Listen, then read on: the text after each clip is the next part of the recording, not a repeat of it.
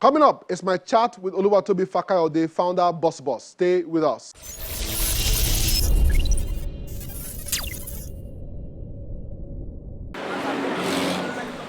Commuting in a busy and crowded city like Lagos could sometimes be overwhelming amidst traffic jams and other characteristics the megacity is known for. With over 20 million people living in the state, a large percentage of the population rely on public transport for their mobility and spend several productive hours in traffic. But now, there are new technologies reshaping the way we move while also improving the efficiency of transport systems. Innovative transportation technologies such as autonomous vehicles and electric bicycles are helping people conveniently get to their destination faster and with less resources.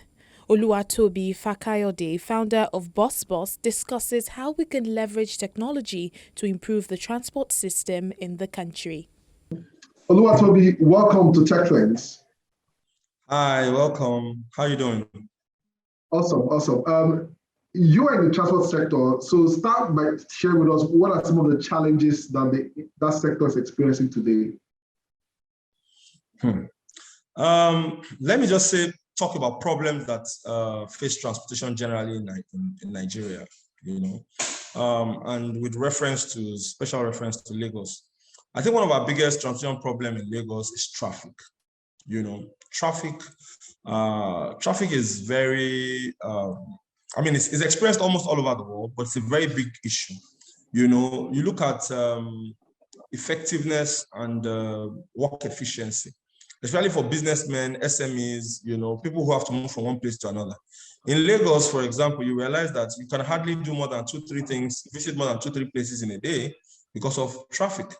Especially when you have to do things at what we call peak periods, work hours, So congestion is heavy, and the reason why there's this traffic congestion in not just Lagos or urban areas generally is because of rapid urbanization.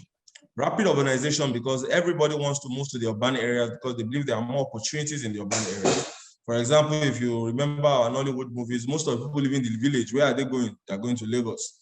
And if you look at the statistics say over 500,000 people are relocating to Lagos every year. And unfortunately, the roads are not expanding. The road remains the same, So this is a very huge challenge. And the working class in Lagos is heavily stuck on their vehicles. And this is a very big problem. Another problem that we're facing here is road and road maintenance, improper planning. Most of these roads were not planned properly. They didn't envisage the amount of population explosion that we're seeing in urban areas today, and that's been a big problem. The question now is, how can technology help? What's the way forward with technology? Yeah, technology has always, over the years, been the platform with which life is made better, easier, and more convenient for people all over the world, and in any sector.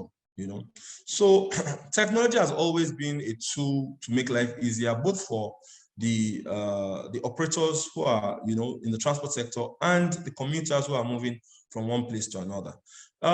Like I was telling some people recently, I said we just have to find a way to get cars off the road, especially because the roads cannot expand at the rates at which population is exploding.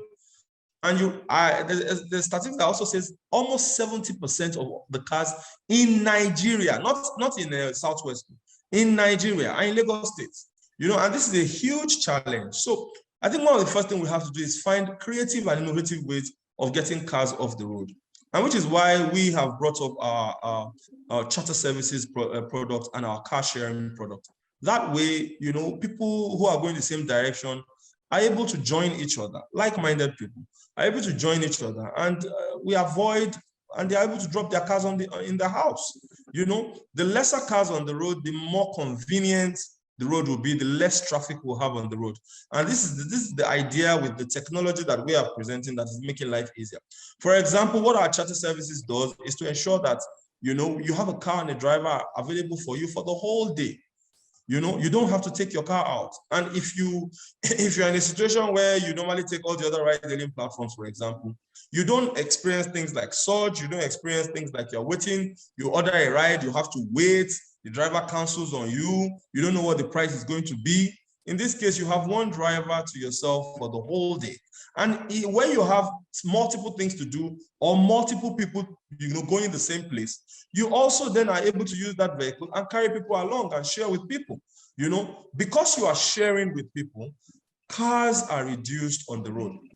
But then also, there's still also the challenge of the fact that there are not enough roads, right? There are not enough what?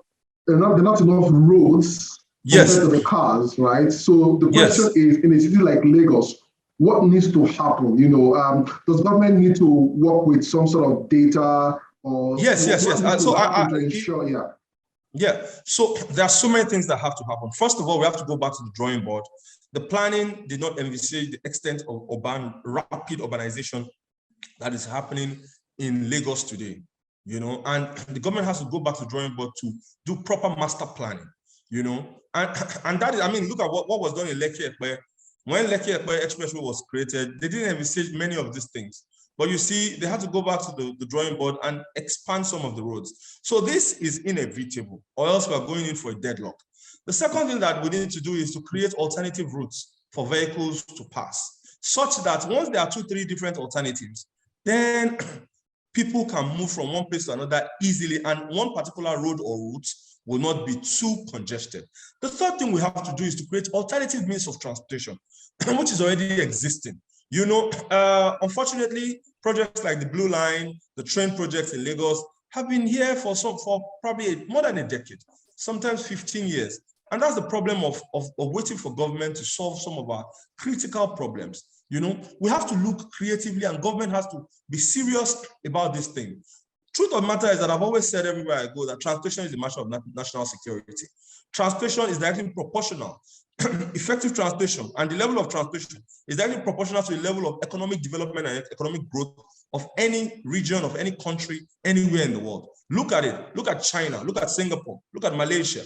Look at even the United States. You will see that states that have very easy, connected, well-planned transportation system, because people have to move from one place to another. In order for people to be effective, goods have to move from one place to another. Food has to move from one place to another. And government cannot avoid this. And one of the major problems we face is because road transportation is about 96% of the transportation channels that we have. So this is a problem in and of itself.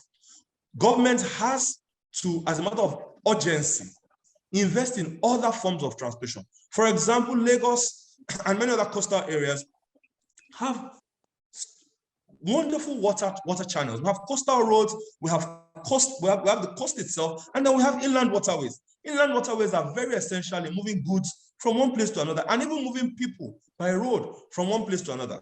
Imagine the Apapa port. Imagine there was a strategic linkage between the ports and inland waterways. We'll be able to move goods freely through all the inland waterway channels that we have in Nigeria. And this is going to effectively reduce the amount of traffic and congestion that is happening in Apapa. So this brings me to my final question for you. Where do you see your startup in 5 years? What are the plans? I am particularly amazed at the kind of progress we have made in very little time. Right now, we are having people call us from Ghana, from Liberia, from Johannesburg, from Nairobi, from all over Africa. And I can see that our expansion is going to be very fast. I would not want to put a number to it, but we're expanding to a couple of African countries by 2022. We are the first transport aggregator doing that in Nigeria. And if I may make bold to say, maybe even all over the world, and we take this responsibility very seriously. And we see ourselves in 5 years, we see ourselves as the leader of the marketplace. All right. Okay, Oluwatobi, thank you for being on the show today. We wish you all the very best as you build. Thank you. Thank you, CFA. God bless you. Have a good one.